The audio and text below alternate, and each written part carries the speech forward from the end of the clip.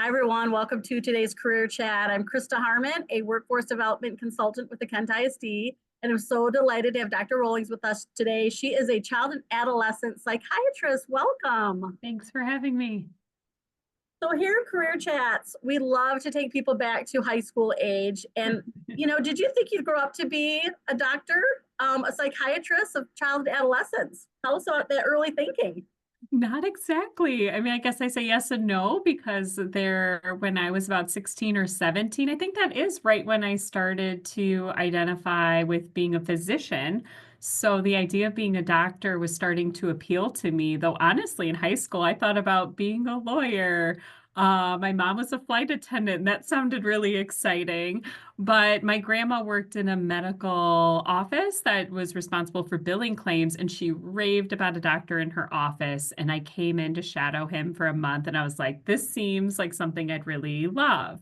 Now, my naive 16-year-old self didn't know what type of doctor I'd want to be, and that definitely shifted. So if you had asked my 16-year-old self, would it be a child and adolescent psychiatrist? I probably would have said, no way, I'm going to be a plastic surgeon in California, which none of those are true today. What do you remember at that early age that attracted you to even consider being a doctor? Because for some young people, it's like, oh, that's too much school. So I really feel it's like a gifting when people see that as is a good thing. So tell us what made you think a doctor for you?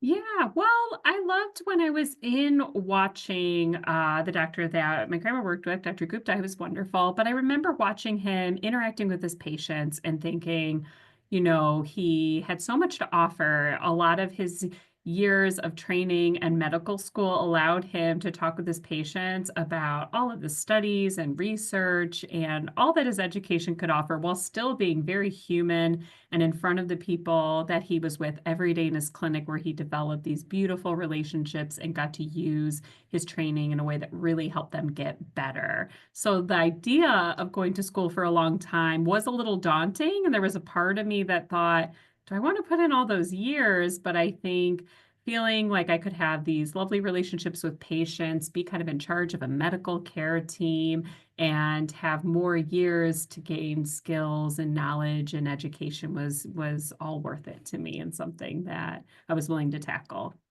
Yeah, and I think what you're showcasing for young people watching this are some of those values that you have, right? To heal people and to educate them to make people's lives better. So young people be self-checking on that stuff. So you were doing the right things, you're job shadowing and exploring, Yeah. and so you go off to college. Well, I first should ask, were you a rock star student in high school? Was that something that you were already kind of started aiming towards? Did you have really good grades? Is that Well, needed? I had good grades in high school, but I'll be honest, like I really struggled with standardized testing. And I don't think it was until college when I started to become a little more upfront with my testing struggles that I realized how much of a challenge it was. So I struggled quite honestly on my SAT. That was the college entrance exam I took, and I had a lower score. And I think my GPA was strong, but it wasn't like in the top percentile of, what our school had. I don't even think I was in the top 10 percentile. So, yeah, that was certainly, present for me. But I think having a passion for what I wanted to do helped propelled me. And I had to think a little bit differently about the way I studied once I got to college. And quite honestly, even in medical school, I challenged myself to learn new ways to study to help overcome some of that testing part.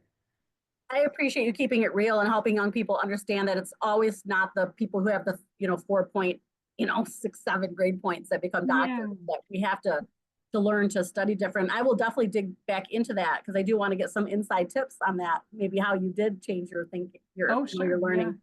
But let's talk about when you decide to go off to college, because I know a lot of young people wonder, like, what's the best undergrad to get?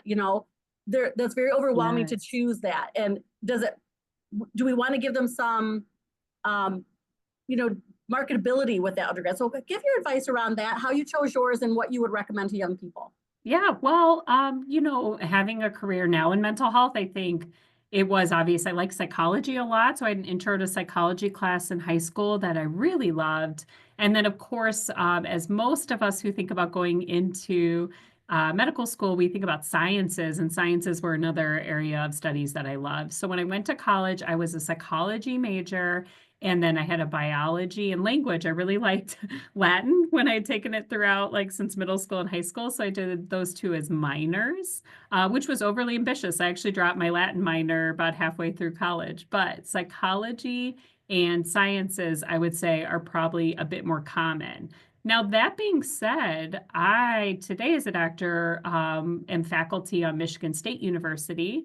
And so I do at times get to join in and look at like undergrad, applications. I work on selecting residents into our physician programs. And I think it's really cool to see a broad background for our physicians. I think it's nice to see people graduate with arts degrees and business degrees and different backgrounds. I don't think you have to be so narrowed in the sciences. You do have to get science prerequisites in college. So you often take more science courses than others to prepare yourself for medical school. So I just, say that so that others are aware and know. I took more physics, I took chemistry and organic chemistry, and that was at a higher rate than my peers who weren't pursuing medical school. Yeah, that's some serious inside scoop because I think a lot of young people get anxious of making the wrong choice. That you can pretty much do any undergrad and you're going to be okay as long as you get those prereqs in to apply for the Absolutely. program. Great. Yeah. So you decided on psychology and Latin to start. I love that. Was it difficult to start to choose that next level of education of where you would go? Tell us the process of selecting a medical school. Yeah, so this is where coming back to my earlier disclosure of struggling a little bit with testing came back to represent itself and have me do some real good soul searching. But, I'm from Indiana. I went to Indiana University, which had a great medical program. And I took my medical college admissions test, the MCAT, which is what every doctor needs to get into medical school. And quite honestly and embarrassingly, I bombed it. I did terribly. I'd worked hard on all my science classes and my psychology degree. I think my GPA was above a 3.5, so I had a good GPA going for myself, but I really struggled with my medical college admissions test. So that was kind of a moment for myself to think about what I wanted to do. I worked with my admissions counselor who was like, you don't have to be a physician. You could be something else. And that felt really terrible. Luckily, that helped drive me more to try harder to get into med school. And I actually found an offshore school. There's so many different routes. I applied to both MD programs in the United States, DO, Doctors of Osteopathic Medicine in the United States. And then I had a close friend growing up who, brilliant guy, he was our valedictorian of high school, who went to a Caribbean medical school offshores. And I saw him over break. Our families are close. And he was telling me all about his education, what a great choice it was for him, and how it got him out of his bubble that we had grown up in Indiana. So I actually went to the same school he did. That was St. Matthew's University in Grand Caymans.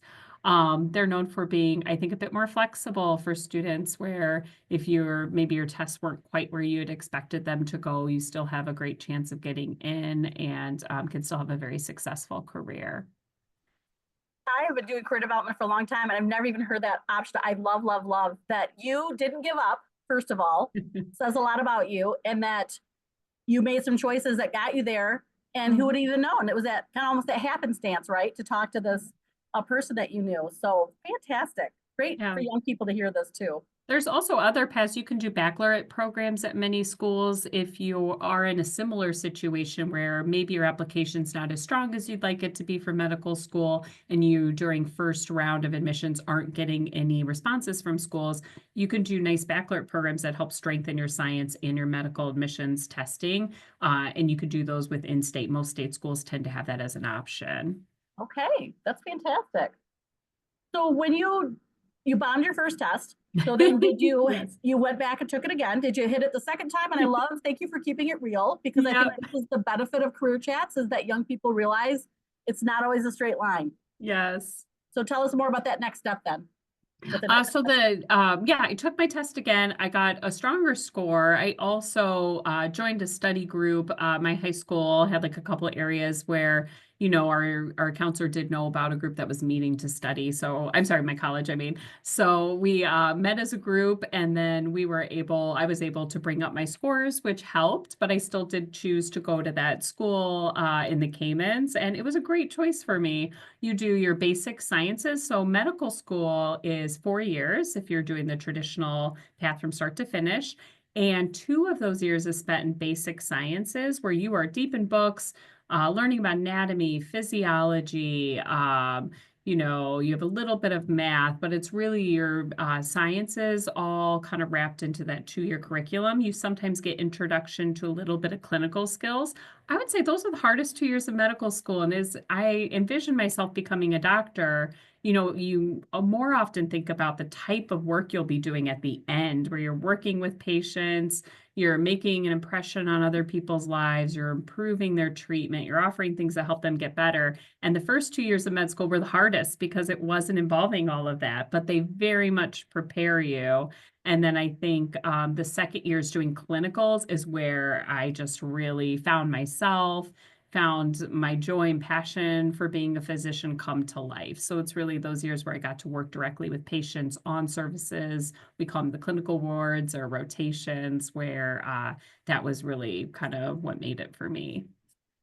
Again, I really admire you just for persevering and sticking through even those first couple of years, which aren't the fun part of med school. No. So you had mentioned that you really had to kind of change your approach to studying. What would you like to share with young people who are watching this? Absolutely. So I think for me, I'd relied a lot on memory through high school and even through a portion of college to help, me when it came to test time. And I had to learn to prepare way more in advance than what I historically had been using.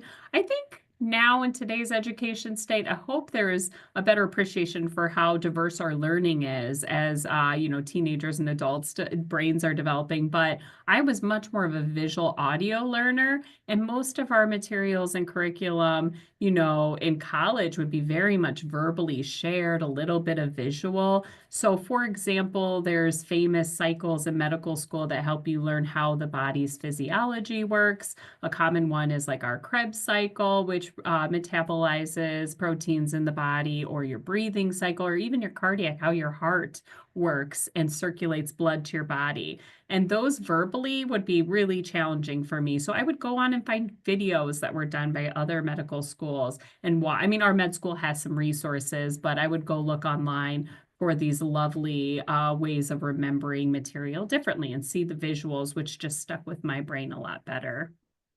I love that. That's such great mentor advice right there to think outside the box and find what fits you and your learning style. And if young people, you don't know your learning style, that's something to be investigating so that you can maybe save yourself some of those heartaches of not doing well on tests because you're going to prepare much differently. So thank you for sharing that. Yeah. So you're down in a beautiful part of the world, going to med school. Yes. When did you start to then focus in on psychiatry? Yeah, so I did really love my psychology basic science coursework. And again, having psychology as my background in undergrad, I think it connected with me again on how much I enjoyed that. But it wasn't until I hit my child psychiatry rotation. I did my rotations kind of throughout the different states, and I was at Shepherd Pratt, which ironically is very similar to Pine Rest, where I practice. It's a freestanding mental health facility. And I was a medical student under one of my lovely mentors, Dr. Pate, and fell in love with working with kids. I was on a child and adolescent unit, and I just realized how much I'd enjoyed kind of helping them work through some of the most difficult emotional times of their lives, working with parents to help them develop new skills and helping their kids. And I went home feeling really fulfilled, and just the learning that I was doing on the rotation felt like a good challenge. It felt refreshing and it felt exciting. I mean, honestly, there's some hard parts to it too. You're talking with kids who have had often some traumatic backgrounds or very difficult experiences, but I think the rewards far outstrip some of the ability to tolerate the distress of holding space for kids that have been through some challenging things. Yes, and you lead into a couple of my next questions. I'd like you just to kind of describe what a child adolescent psychiatrist is and does, Yeah, and then lead into absolutely. that favorite part and maybe least favorite part. Yeah, absolutely. So really, as a child and adolescent psychiatrist, I am working with kids, teens, and their families specializing in the diagnosis and treatment of kind of thinking, feeling, or behaviors that affect them. What's nice about our jobs, there's so much flexibility. I think if you're looking for a really good medical career, there's a lot of options to specialize. You can work in hospital settings, you can work in schools, you can work in primary care offices, helping primary care doctors like pediatricians get better at managing the mental health of their patients. You can do therapy and apply, talk therapy with your patients. You can prescribe medications. You can do both. You can focus on nutrition and movement. You can work in genetics. You can work in really specialized treatment where you work with kids with, very specific diagnoses and work on a treatment team. So I think there's such a vast range of what you can do that makes it really great. Yeah, I thank you for fleshing out all those opportunities because I think we just have to help young people understand sometimes it's a title as an umbrella and there's so much under that. And so it occurred to me when you were talking that some young people might not understand the difference between a psychiatrist and a psychologist. Can you just Yes. share that real quickly for them? Oh, absolutely. And I'm clarifying this all the time for people in my own family sometimes when I first started my career. But definitely going through the medical school route allows you to become a psychiatrist. You go to medical school for 4 years and then you specialize in adult psychiatry first so that we have really good skills assessing parents and working with adults. And then you go on to do child. So it's 4 years of med school plus 5 years of additional what we call residency training, but you're getting paid doing that. You're learning skills. You're working with patients. So it's very much hands-on. Contrast that, and then in my practice, I can do both medication prescribing. I often work thinking about patients and their medical background and how their medical symptoms overlap with their mental health as well. And then I can do therapy as well. We get therapy training in our training. If you become a psychologist or a psychotherapist, you could be a licensed master's clinical social worker. So that is often a master's program, for a couple of years in addition to your college experience. Or you could become a psychologist where you can focus on becoming a clinical psychologist where you get worked and trained usually on diagnosing and working on one specific therapy or two with the patients. You get trained in very specific therapies, or you can go into research alongside that. So there's some of the differences. You wouldn't see psychologists in our state, at least, prescribing medications. They're very skilled at doing really intentional, good therapy development. So, like, I have some brief therapy skills. If I need a patient that needs to meet more regularly with their therapist, I would refer to a psychologist. So, those are some of the differences. Thank you. I know that's really helpful for young people that are listening to Yeah. you today. So you mentioned a little bit how you kind of fell in love with that rotation. Yes. What is the favorite part of your day and what is the part that's kind of a challenge? Yeah, well, I think at the core of who I am, like relational connections are a big part of what I love and enjoy in my job. So I love the people I work with. I love working on teams. So I think it's really great. We get to often lead a team and work with, like I work with a wonderful social worker, psychologist, and a nurse, and direct care providers, all wrapping around how do we help this child and family today.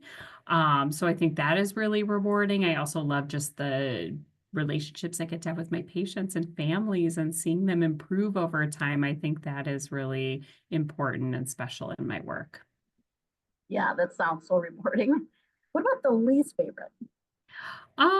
As I kind of alluded to earlier, I think sometimes it can be challenging to sit with kids and families and talk all day about some of their traumatic or difficult life experiences. And quite honestly, at times feel like even with all my training and skills, I might not be able to help them as much as they need it.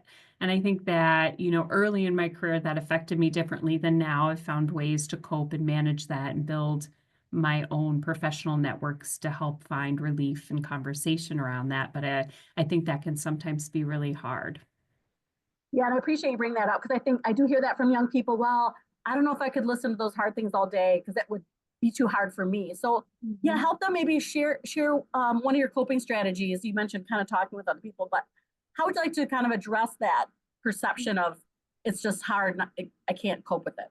Yeah, well, I think it's true it's hard, but I always frame for even like some of the young learners that I work with, even though it's hard, this child's walked a much harder life in a much harder shoes. And I think if we can come alongside them, show empathy, show understanding, obviously not fully, haven't been in those shoes, but if I can come alongside them and share some of the burdens of what they're trying to help me understand, then I'm doing helpful work. If we can find ways to sit, be present, give coping strategies, help those young people develop meaningful relationships with adult providers. And I think we're doing something really special. I do think talking with colleagues helps me a lot. Having things I enjoy outside of my work to cope with is a huge part of my identity. So I really enjoy working out. I like to go for runs. I like spending time with my kids and my family, things like that that help kind of fill me up so that I can come better prepared and ready for my patients. Great insights, Dr. Owens. Thank you. And I think that's such a beautiful thing to know you're part of the solution. You're helping heal. And that's what drives you every day. Absolutely. Yeah, that's great. We have a couple minutes left, about 2 minutes left. I'd love for you to share any recommendations for young people that are considering this. What should they be doing in high school? Any certain volunteer work you might recommend, or obviously some classes like psychology, but anything that you maybe look back and like, oh, I would have done that differently, or definitely do job shadows. Yeah, I think the job shadowing is really important. I did it for such a brief time. It was really coming in with my grandma's office doctor for a month, and only when I could. So it was really a few hours at a time. But I think really getting familiar, if it is a career you're thinking about, with seeing it in action. Many high schoolers that I now see in their applications work like volunteering for hospitals. I think that's a great start. Sometimes you get the less exciting jobs like cleaning bed linens or, sitting in the front of a hospital and handing out pamphlets. But I think those are actually meaningful because they get your foot in the door to see a hospital, kind of see the inner workings. And there you might have more opportunities to bump elbows with a physician and see if you can get in. I think any volunteer work that connects you with healthcare can be a rewarding one. In college, I volunteered with hospice, and that's one that I don't know I would have naturally just have found, but our NAMI, National Alliance for Mental Illness organization in Bloomington, Indiana, where I went to school, reached out and said, hey, we would love to have some hospice volunteers for some of our patients with mental illness that could support us and get a little bit of training. So I think that can be a nice route as well. And I also think just holding out for those times when you get to work with patients. Again, it's a long journey of classes, and sometimes at the high school level or even college level, you might lose sight of that big picture when you're in studies, but it gets so much better as time goes on, and each year builds upon the past and gets even better. You've been an amazing role model. And I think that's one of my takeaways from your story is that perseverance and keeping that vision of what you want to do at the end in front of you to kind of pull you through. And then it's not always easy. Always have to have those perfect grades.